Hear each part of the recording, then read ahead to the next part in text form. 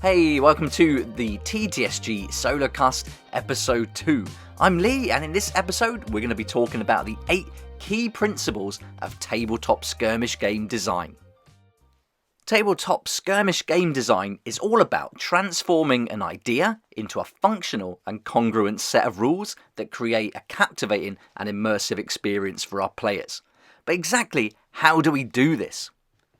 In this episode, we'll start the process by delving into 8 key principles of game design and explore their application in the context of tabletop skirmish games. But before we tackle the principles and technical side of game design, I think it's important to ask ourselves a few questions. Why are we creating a game in the first place? What is the purpose of our game? And what are we hoping players will gain from our game? For me, tabletop skirmish games provide us with a reason to get together to create fun times and awesome memories with our friends and family. I use that as my goal and I keep it in mind throughout the process. And anytime I encounter a problem, I'll ask whether or not the solution moves the game towards that goal. Once we have the why, now we can focus on the how, and that starts with the key principles. Let's begin with the first principle of 8, and that is to have clear objectives and goals to help guide players on the battlefield. So one of the first things we need to be doing is establishing a sense of purpose. Objectives and goals will act as the guiding stars in a skirmish game, so it's important to make them as clear as possible, especially in the skirmish plans. Now, a skirmish plan could be a mission briefing or a battle plan. Clearly stating the winning conditions and emphasising their importance creates a sense of purpose, and it motivates players to strategise, adapt and work towards victory. Whether that's capturing key points on the battlefield, maybe rescuing hostages or securing valuable resources. Clear objectives drive gameplay and immerse players in the narrative. Once we've established a sense of purpose, we want to aim to foster motivation and progression. Objectives will give players a target and drive the game forward. They provide not only short-term challenges, but also contribute to the overarching narrative and campaign progression. As game designers, crafting objectives that align with the world we've created means that each skirmish contributes meaningfully to the larger story. Many skirmishes will include a winning objective and secondary objectives. The winning objective can have rewards for achievement, but also it's important to have consequences for failure, each having an impact on how future games are played out, especially in a campaign. Secondary objectives can give smaller bonuses during each skirmish, but they won't tend to have as big an impact on the narrative and its development. But although their impact is not as great, they can still be powerful motivators to keep the game flowing and keep the players thinking. That brings us on to key principle number 2, and this is balanced gameplay, creating fair and competitive experiences. Balancing gameplay mechanics is a delicate art. But do we always want a balanced playing field? For me, balance is a nuanced topic, and I'm going to be speaking about it a lot as we go through podcasts and my blog posts. For the purposes of this Solocast episode, we can simply think of using balance to create fair and competitive encounters where victory hinges on strategy and skill rather than inherent advantages. The tricky part of design is to put together factions, abilities and resources that overlap and work together without allowing any dominant strategies to emerge. Generally, the more complex the game, the more you'll start to see dominant strategies showing up. And Warhammer 40,000 is a prime example of a game that strives for balance, yet we see unbalance lurking around every corner. Competitive players will constantly be looking for an edge, seeking out these areas that they can exploit that help them to build better armies that will win them more games, rather than building armies that will be more fun to play. While playing the meta is appealing to some, that isn't how I like to play, and it goes against my primary goal as a game creator. We can think of a balanced game as being a strategic game, as it allows players to explore various tactical approaches, experiment with different faction compositions, and devise unique strategies. Balancing elements within tabletop skirmish games preserves strategic depth, making each encounter a puzzle with no one-size-fits-all solution. To make our scenarios and encounters work and to have some form of balance, we need to focus on playtesting and iterative refinement. As I talk about in one of my blog posts, which will soon be another episode here on the Solocast, what looks good on paper often doesn't survive gameplay. And if we go back to our Warhammer 40,000 example, the more complex the game, the more difficult it becomes to achieve balance, and that's why we see so many changes through errata and updates. Adding too many factions, rushing a game to production without thorough playtesting, and making decisions to sell models rather than improve gameplay can all have negative effects on balance in a game. As the errata and updates become more frequent, more imbalances are created, resulting in what can often become an unplayable or at least unenjoyable game. A new edition of the game then follows, and the pattern repeats itself. I recommend becoming aware of this trap so you can avoid it in your game. And since I've been playing Warhammer 40,000 and a lot of the Warhammer games and covering them on my channel, I've certainly picked up on this pattern and seen it play through a number of times. And it does get tiresome, to be fair, and I don't want that in my game. I don't want my players to feel like they've been trapped or that they're having to buy something because that's the only way that the game is going to succeed. So I think that's something we should really be aware of. Okay, now we're on to key principle number 3, and that is meaningful choices and trade-offs and how we can create engagement through decision making. Providing players with meaningful choices and trade-offs is a key principle that allows for the development of engaging gameplay. Decision-making in tabletop skirmish games ripples through tactical outcomes, resource allocation, and risk-reward scenarios. Each choice shapes the narrative of the skirmish, fostering an interactive and dynamic gaming experience for the players. If we can design a core set of rules that present opportunities for players to make decisions, I think we can keep them focused and engaged. And that's one of the biggest things that we're looking for when we're creating our games. I guess we could ask what kind of decisions are meaningful, and I think that could be deciding between offensive or defensive maneuvers that could have an impact on the unit or fighter making those maneuvers. It could be allocating resources strategically, taking calculated risks, and making any kind of decision that's going to affect both the outcome and the direction the narrative goes in. Having choices like this and a nice variety of them is going to help to prevent the game from becoming repetitive and boring. It's really fun when you can play a skirmish or scenario a number of times and end up with totally different outcomes. Players should be able to approach a game with a new faction, character or ability and receive a different experience or perspective on the game that encourages use of different tactics and different play styles. One game that I think stands out for this is Moonstone. I love this as a skirmish game. It's a whimsical fantasy game that relies on a mechanic of bluffing with cards rather than rolling dice. But it gives a lot of decisions for the players to make. You're also weighing up what your opponent will do. That bluff element is really fantastic and a very social game as well. So it certainly builds in to the fun factor. The core rules are simple and they're also well balanced, but the variation and the depth comes from the abilities and the huge amount of different characters that you could introduce into your troupe. The combination of abilities is so varied, there's so many to choose from, and they all have different influences and combinations that work together.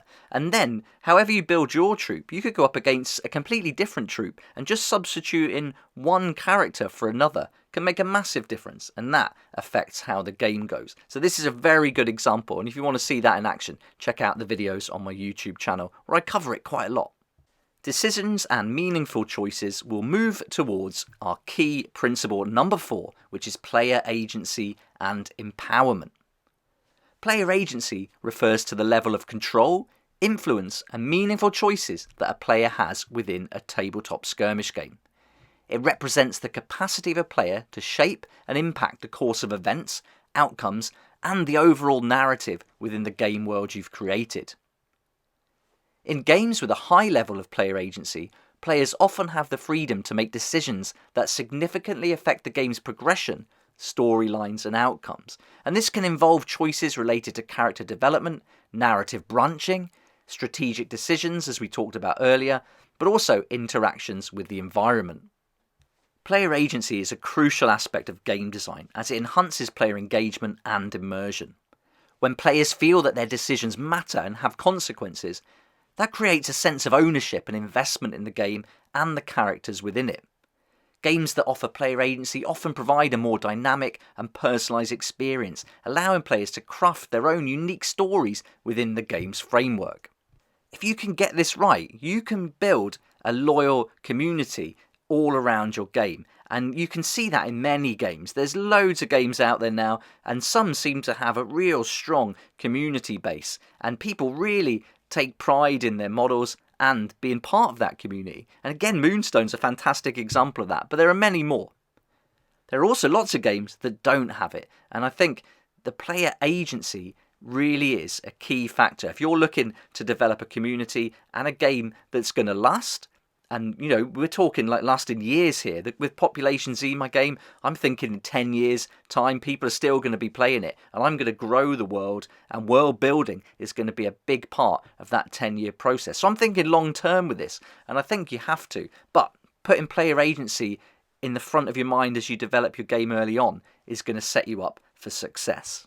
Of course, there's no guarantees, and it's really easy to talk about these kind of things, but actually getting them right and building them into a game, that's a totally different story.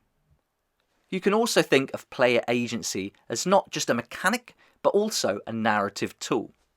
Allowing players to influence the story through their choices and actions enriches the narrative and deepens that connection again between players and their miniatures, and in turn your game.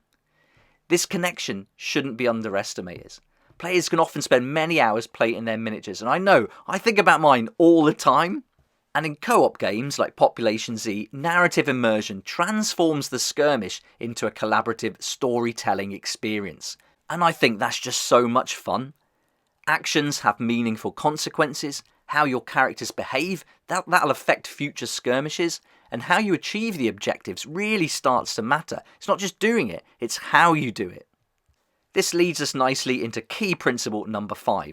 That's immersive narrative and world building.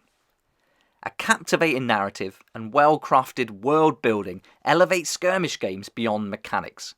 If you haven't listened to it already, I highly recommend checking out my podcast episode with Susie Johnston, who's the narrative lead for Moonstone. This episode was a fascinating insight into the mind of a writer focused specifically on writing narrative for tabletop skirmish games. During the podcast, we talked about incorporating backstory, faction lore, and campaign progression to enrich player engagement. If we can achieve this, it's going to take skirmish games beyond a series of battles. They become a living, breathing world where every miniature has a story to tell and a stake in the game. One thing I rarely hear anyone talking about with tabletop skirmish games is the emotional investment. Immersive narratives will forge emotional connections, and players become invested in the fates of their miniatures, immersed in the lore of factions, and driven by the unfolding story. Well-crafted narratives transform skirmishes into memorable sagas, leaving a lasting impact on players. As we invest, not just financially, but emotionally in our characters, we want to see them succeed, and we feel their pain when they fail. Thinking about emotional investment brings me back to the meta player example I used earlier. If you build a warband or army using only the characters or units that will give you a better chance of success, you're going to miss this emotional investment and aspect of gaming. Games can become an exercise in mathematics rather than an exploration of emotions and storytelling. Again, there's nothing wrong with playing games how you want to play them, but I design my games to play rather than compute, and emotions are a big part of that. How you play your games is entirely up to you, of course it is, and don't let anyone tell you otherwise.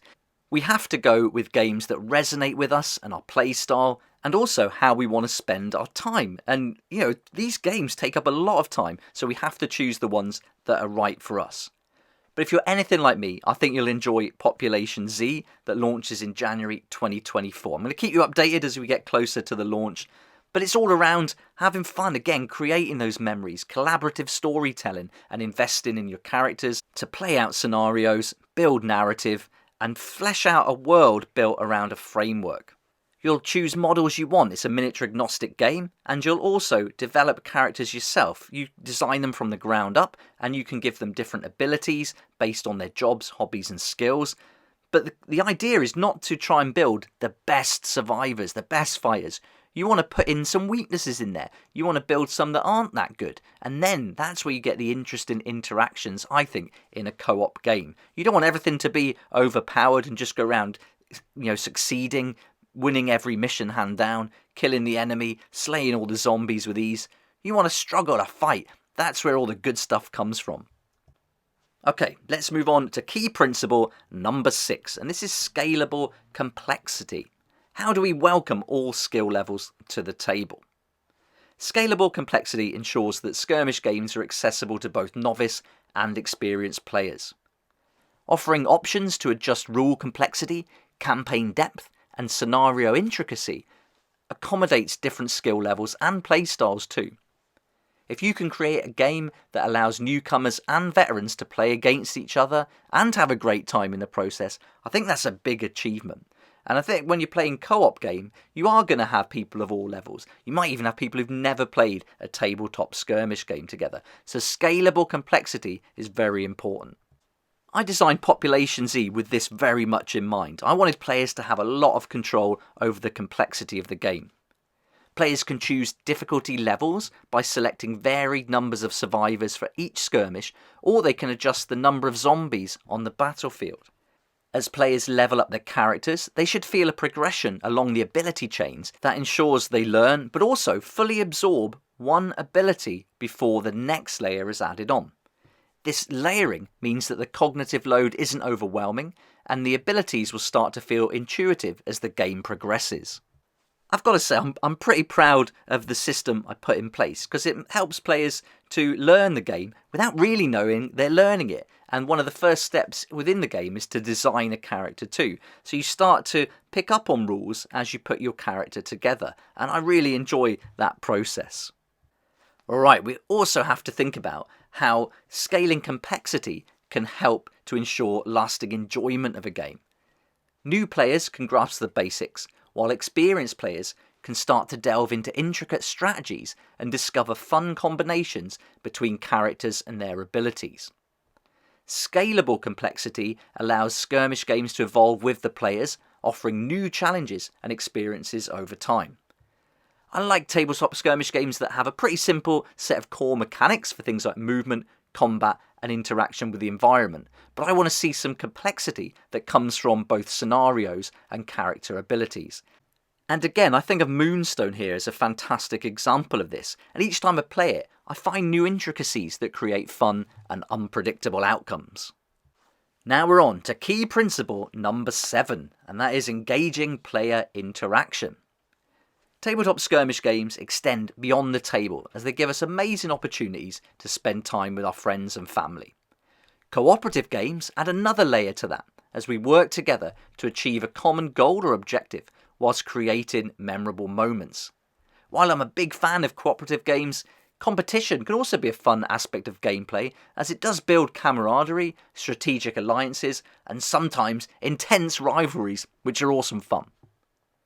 The tabletop becomes a stage for shared experiences, adventures, and unforgettable stories, and that's why I love tabletop skirmish games. Although player interaction and the social aspect is a huge part of tabletop skirmish gaming, solo play has a lot to offer too, and I like to think of solo gaming like playing a computer game or reading a book. While it's awesome to play with other people, sometimes you want some time alone. When we read a good book, we're presented with questions, moral dilemmas, and something to think about long after we've put the book down. And I believe we can achieve this with solo tabletop skirmish game design too. When you play solo games, you get the chance to act out scenarios, role play as characters, and formulate a narrative entirely guided by your own actions.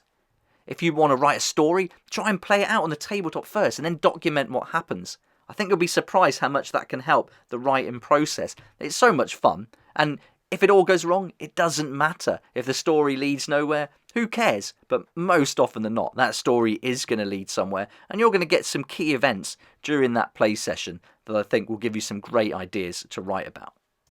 Now we're on to the final key principle, principle number 8, which is iterative design and play testing. Iterative design and playtesting are so important. I've written a separate blog post on it if you'd like to check that out. I'll also be doing an episode here on the Solocast soon.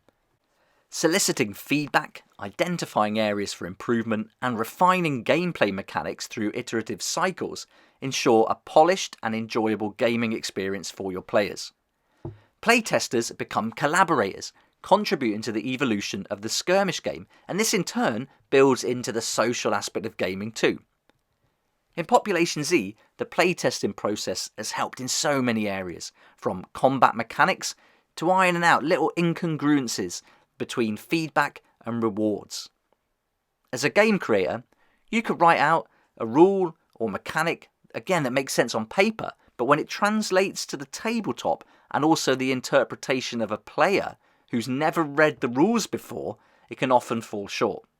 And playtesting allows you to pick out these areas and tweak them until they work as you initially planned.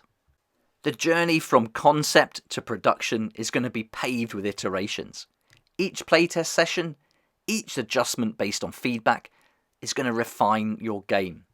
It's a collaborative process that shapes not only the mechanics, but also the overall experience. These 8 key principles of game design are a good starting point to guide us through the game design process. From clear objectives and balanced gameplay to meaningful choices and player empowerment, these principles shape the essence of tabletop skirmish games. As long as you keep your why in mind throughout the process of game creation, I think you'll get a final result to be proud of.